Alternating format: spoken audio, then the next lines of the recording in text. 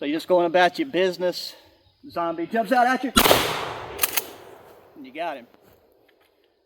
Howdy guys, how's it going? So we are here with a brand new gun, one that I just have purchased, and it showed up at the gun shop yesterday, and that is the MOSSBERG 590 Shockwave. This thing has been out for a while now, so I'm sure any of you that are looking into it, unless you just have found out about it, have watched plenty of videos and stuff on it.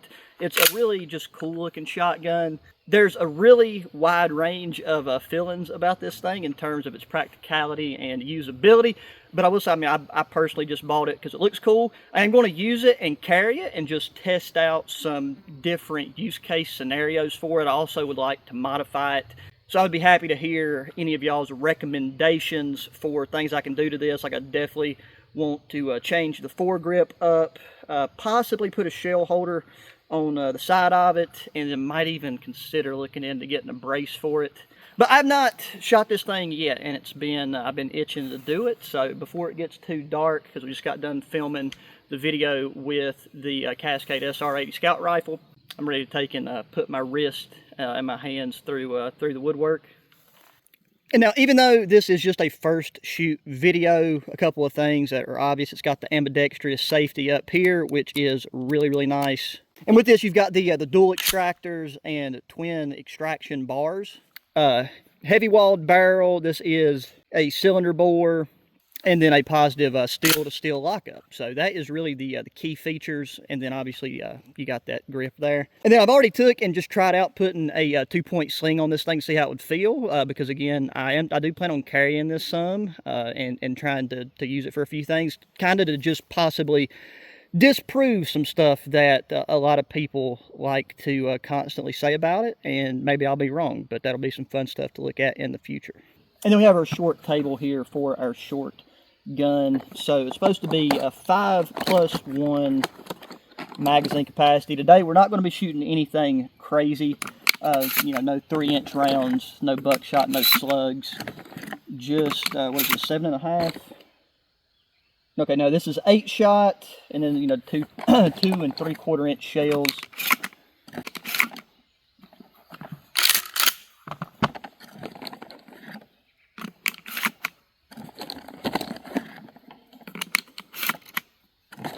And that should have been 5+1. So yeah, there we go. So 5+1. Our safety is good and on. So I do have a pair of gloves, because that's one thing that I've heard and seen from people is that this your life's a lot better shooting this with gloves on. So we'll get those. Okay, so for starters, I just want to fire a round through this thing and just see how it feels, because every shotgun I've shot in at least the past 2 years has had a stock on it, as you could imagine. So I just kind of want to point this in a general direction, hold her up, kind of off to the side. I scooted my gun to the back because my gun was right here. I didn't want something to connect and hurt something, so we're just going to kind of hold it to her side and see how she feels.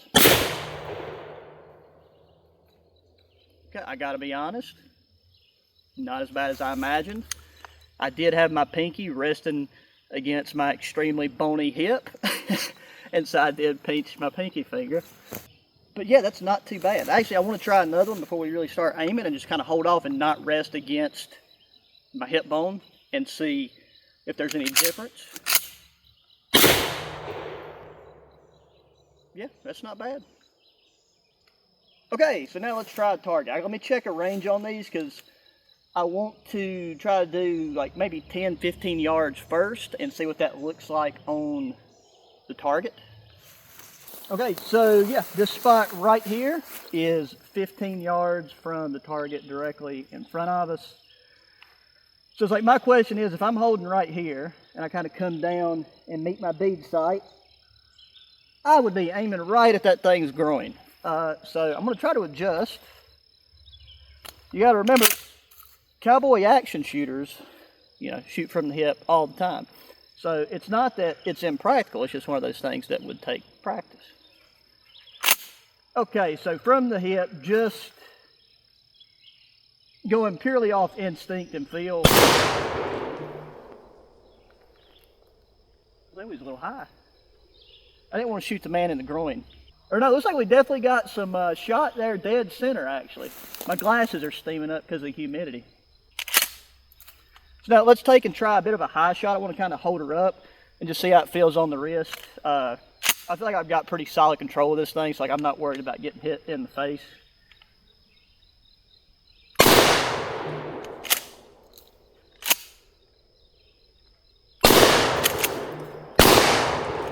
we go, got a good wad through there that time.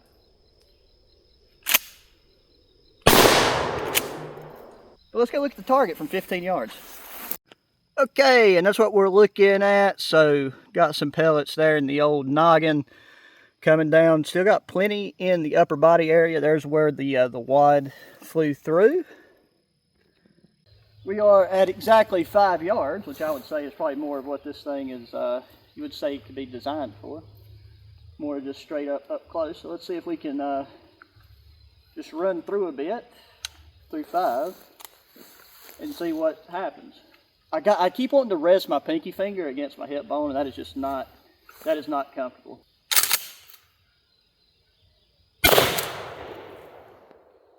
Well, by God, it will definitely do the trick at 5 yards, that's for sure. Let's look at that real quick. Okay, so yeah, this piece of cardboard's having a bad day. That took and broke straight through completely where I was aiming. I was not aiming for the center at all. So you're just going about your business. Zombie jumps out at you. And you got him. Okay, yeah, 5 yards is doing it. Oh yeah, blew the head clean off of that one. And I do apologize, guys. I had intended on coming down here and going through about 50 rounds with this thing. But somehow I managed to grab the half box of shells and left the other box, I guess, at the foot of my ammo cabinet. So I think I've only got 3 rounds left. We keep just absolutely obliterating this thing and knocking it over. So if this thing falls over this go round, we're just going to unload the last 2 or 3 that we got. Here we go again.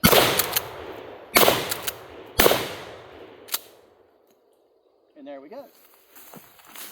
So yeah, up close bird shot, still no joke out of this little bad boy. It's just your range really diminishes with this as you go out, even just, you know, each 5 yards you take. But again, we're going to be, you'll be seeing this some because I really want to play around with it safely. But you know, we'll be doing buckshot, slugs, and everything. I'm going to talk to Bulk Munitions and see if they would like to sponsor some more content with this, and might even try some exotic 12 gauge rounds through it. RIP my wrist. But just out of the, I don't know what, close to 15 rounds that we shot with this, my hands and wrists truthfully feel perfectly fine. So as long as you hold it sturdy, hold it right, don't limp wrist it, I don't see you having any issues.